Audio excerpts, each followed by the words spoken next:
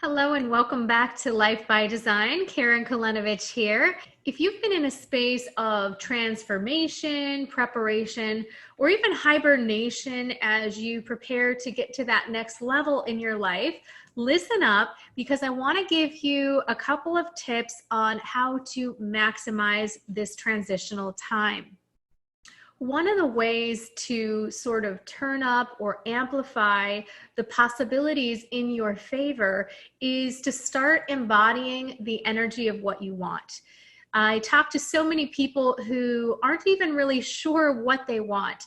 And if you don't have an idea of what you want, like an outcome, what that might look like or feel like, then it's really hard to connect with it and stay connected as you take steps toward that place. So in order to start amplifying that within your life is to begin acting as if. Use your imagination, use your five senses, use your emotion as well to start feeling into what it would be like to have whatever it is that you want.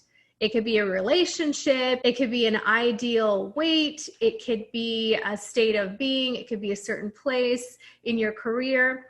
The possibilities are endless. Whatever it is for you, you want to start imagining, using your senses, using your emotions so that you are starting to tap into that part of your brain, that unconscious part of you that really doesn't know the difference between what you're embodying and what is reality. So there's a power that we have in creating the reality that we want before we even have it, as we choose to embody and tap into those feelings, the visualizations, the sounds, even the tastes sometimes of what it would be like to have whatever it is that you want.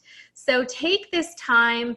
If you're in a transition, if you feel like you've been a little bit undercover, that's okay.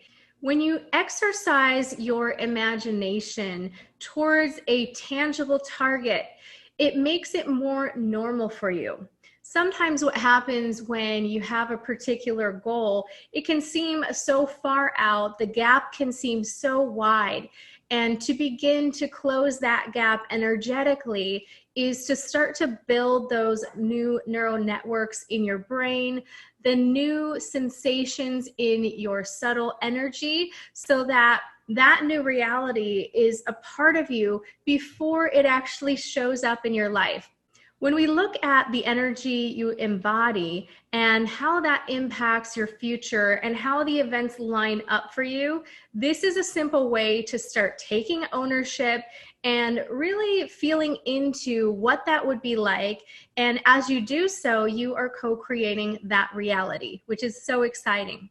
Now, obviously, you've heard me speak a lot about release work and how important it is to let go of the baggage, which is the emotions, the limiting beliefs, some of the value systems that might be outdated. However, in the meantime, when you're in this state of preparation, transition, setting up what you actually want, choose to embody the energy, the emotion, and the senses of what it is that you want, because as a sensitive person, this is one of your natural gifts that you can start using to your benefit.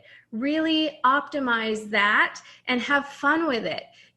Dreaming and creating is meant to be fun. It's not meant to be this arduous process.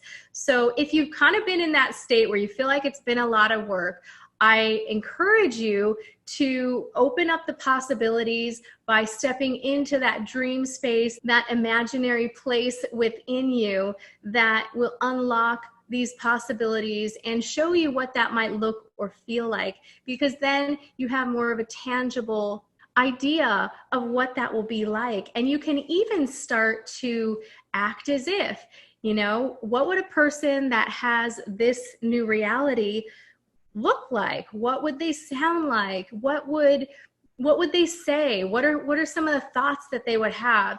And start to try on some of those new aspects of that outcome that you want.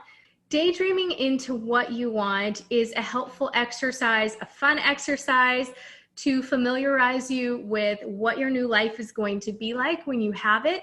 And as you do so, it also tips off your intuition, your unconscious mind, that you're actually ready for something new. So have fun with it. Let me know how it goes. I hope this has been helpful, and thanks so much for joining me. I'll see you next week. Bye.